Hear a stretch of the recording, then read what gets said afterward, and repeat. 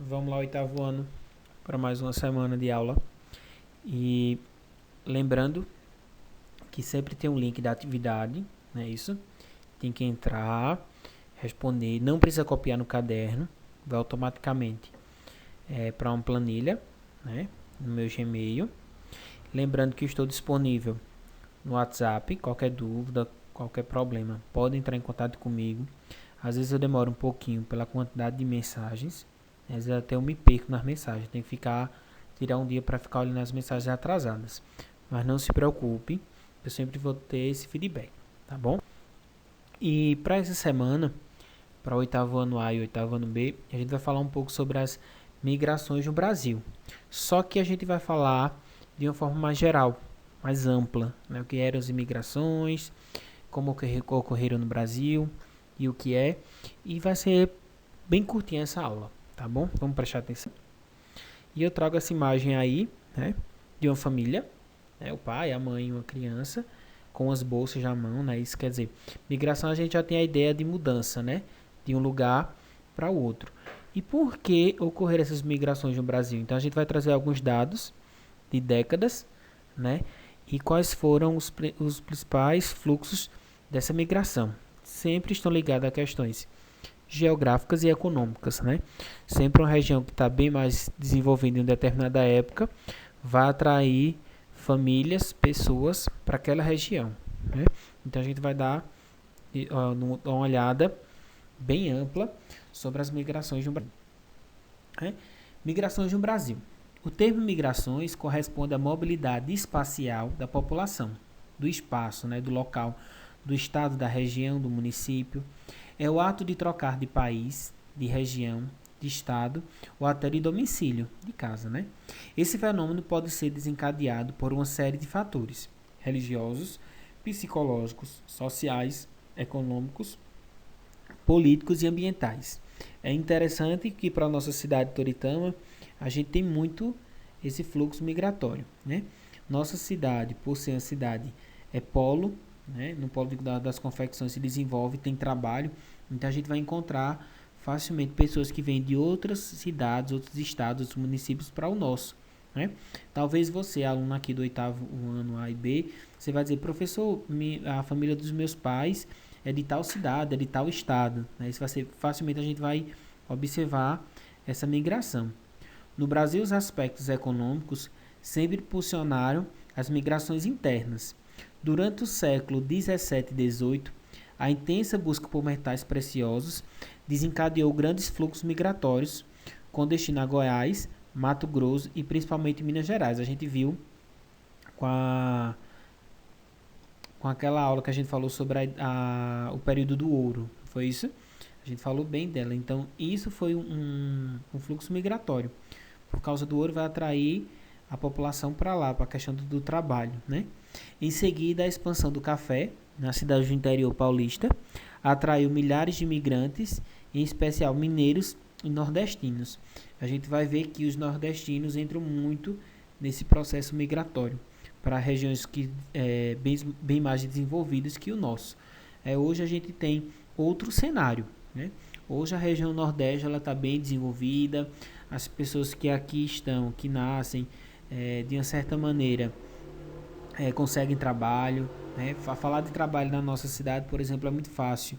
Né? Qualquer pessoa consegue o trabalho, é um trabalho manual, que não precisa de tanto esforço, vamos pensar assim, é bem mais fácil. Então, por isso que a nossa cidade, Toritama, atrai tantas pessoas de outros municípios e estados.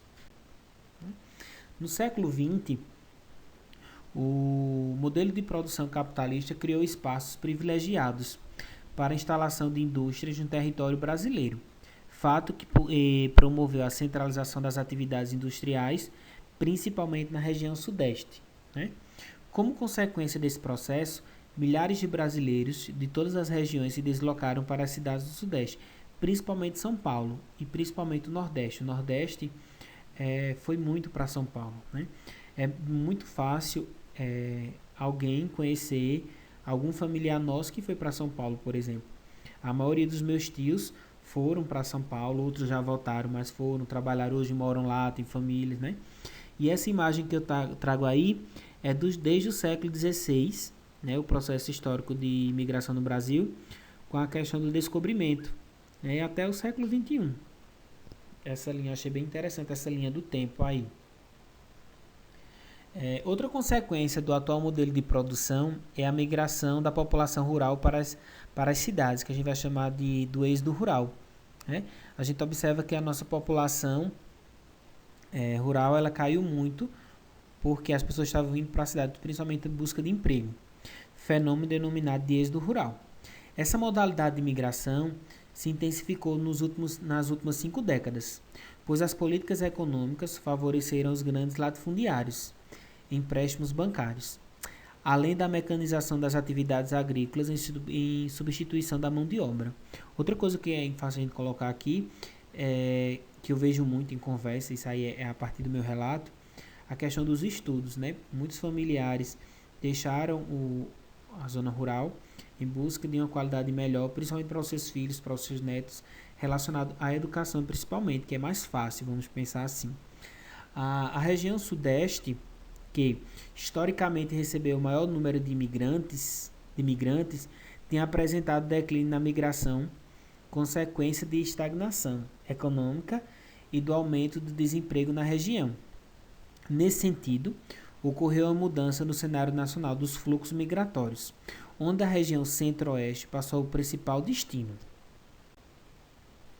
As políticas públicas de ocupação e desenvolvimento econômico da porção oeste do território brasileiro intensificaram a migração para o centro-oeste. Entre as principais medidas para esse processo estão a construção de Goiânia, a construção de Brasília, né? Vai ter muito nordestino indo para a construção de Brasília, dessa mão de obra braçal principalmente, expansão da fronteira agrícola e investimentos de infraestrutura. O reflexo dessa política é que 30% da população do Centro-Oeste são oriundos de outras regiões do Brasil, conforme os dados de 2008, divulgado pela Pesquisa Nacional por Amostra de Domicílios, o PNAD. Né? Outro aspecto das migrações internas do Brasil é que os fluxos são mais comuns dentro dos próprios estados ou regiões de origem do migrante. Esse fato se deve à descentralização da atividade industrial no país, antes concentrada na região sudeste e em regiões metropolitanas. É interessante quando ele traz isso, é que, por exemplo, a gente falou muito da questão do nordeste para o sudeste. Hoje a gente tem um polo que é Toritama, então dificilmente algum morador, né, alguém que nasce em Toritama vai para a capital atrás de um emprego. Posso até ir, lógico. É isso, professor. Qualquer um pode ir. Mas a nossa região hoje tem trabalho para quase todas as profissões, por exemplo. Então, isso modificou muito. Lembrando que tem a atividade, né, do link. Qualquer dúvida, é só chamar no privado. Um abraço e até a próxima.